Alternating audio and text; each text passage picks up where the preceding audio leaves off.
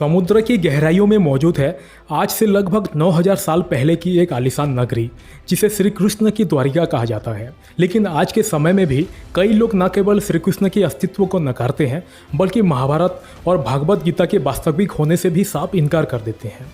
इतना ही नहीं, लोग तो श्री कृष्ण के द्वारिका नगरी को भी एक कोरी कल्पना बताते हैं। लेकिन आज का ये वीडियो जोरदार तमाचा है उन लोगों के मुंह पर जो हिंदू धर्म के इस सच को बार बार झुठलाते हैं। तो अगर आप भी जानना चाहते हैं कि आखिर पानी के नीचे खोजे जाने वाले शहर का सच्चाई क्या है और कैसी थी श्री कृष्ण की द्वारका नगरी, क्या है उससे जुड़ी हुई सच्चाई, तो वीडियो को लास्ट तक देखिए।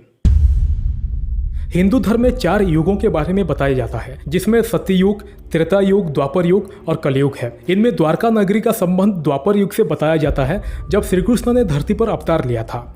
हिंदू धर्म के प्राचीन ग्रंथ महाभारत में श्री कृष्ण की द्वारका नगरी के बारे में बताया गया है। जब भगवान श्री कृष्ण ने अपने मामा कंस का वध किया था तो उसके बाद उन्होंने अपने नाना को मथुरा का राजा बना दिया था। लेकिन इस समय कंस के ससुर जरासंध जो कि मगध के राजा थे, उन्होंने अपने दोस्त काल्यवन के साथ मिलकर मथुरा पर केवल 1-2 बार नहीं बल्कि 17 बार हमला कर दिया।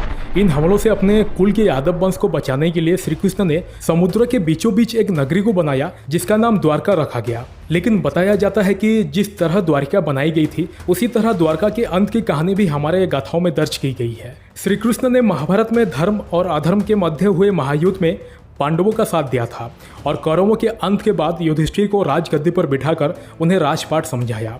इसके बाद जब वो कौरवों की माता गांधारी के पास गई तो गांधारी ने क्रोध में उन्हें श्राप दिया कि जिस तरह उन्होंने उनके वंश के लोगों को आपस में लड़वा कर मरवा दिया उसी तरह उनका वंश भी आपस में लड़कर मर जाएगा। माता गांधारी का ये श्राप सच साबित हुआ। श्री कृष्ण के हस्तिनापुर से वापस आने के कुछ सालों बाद ही वो इस संसार को छोड़कर चले गए और उनकी द्वारका नगरी का नाम तक समुद्र से मिट गया। आज भी हिंदू धर्म में चारों धाम का यात्रा की जाती है, उसमें द्वारिकापुरी एक विशेष धाम माना जाता है और ये गुजरात में अरब सागर के तट पर मौजूद है।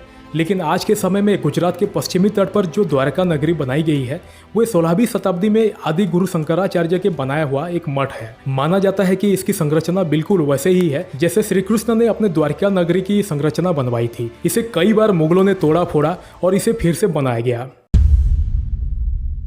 लेकिन द्वारका के पानी में डूबने के पूरे 9000 साल बाद फिर से ये किस्सा सामने आया है। समुद्र के गर्भ में छिपे हुए ऐसे रहस्य वैज्ञानिकों ने खोज निकाले हैं जिनको स्टडी करने से ये साफ पता चलता है कि समुद्र के नीचे एक पूरा का पूरा शहर आज भी मौजूद है और ये शहर कम से कम 9000 साल पुराना बताया जा रहा है, जो कहीं ना कहीं इस बात की तरफ इशारा करता है कि ये कुछ और नहीं बल्कि श्री कृष्ण की नगरी द्वारिका ही है।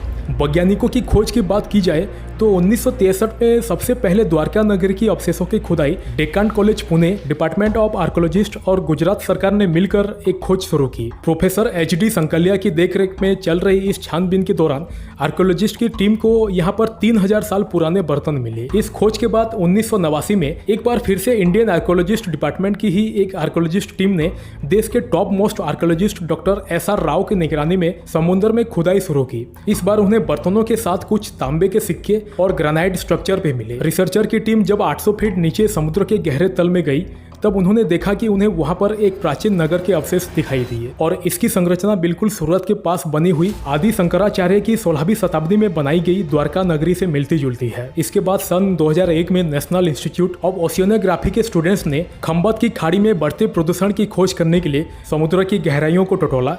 तब उन्हें मिट्टी और बालू से सने हुए पत्थरों की इमारतें मिली। ये इमारतें 5 मील तक फैली हुई थी। खोज करने वाले गोताखोरों को यहाँ पर प्राचीन कलाकृतियां, इमारतों में तराशते स्तंभ और तांबे और कांसे के सिक्के भी मिले।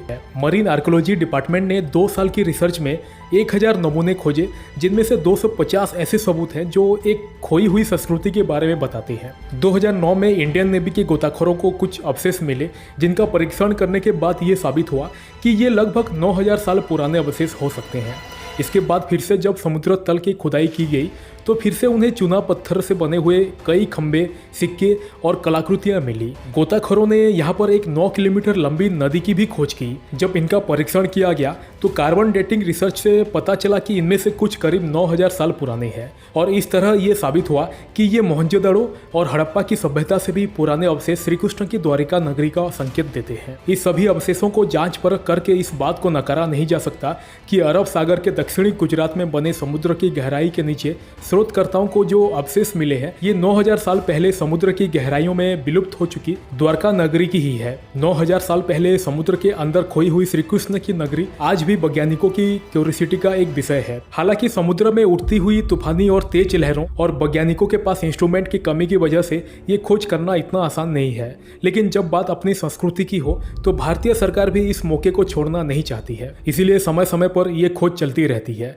उम्मीद करते हैं कि आगे आने वाले समय पर और भी ऐसे कई प्रूफ मिलेंगे जो सच में श्री कृष्ण की द्वारका नगरी का साक्षात सबूत देंगे। धन्यवाद।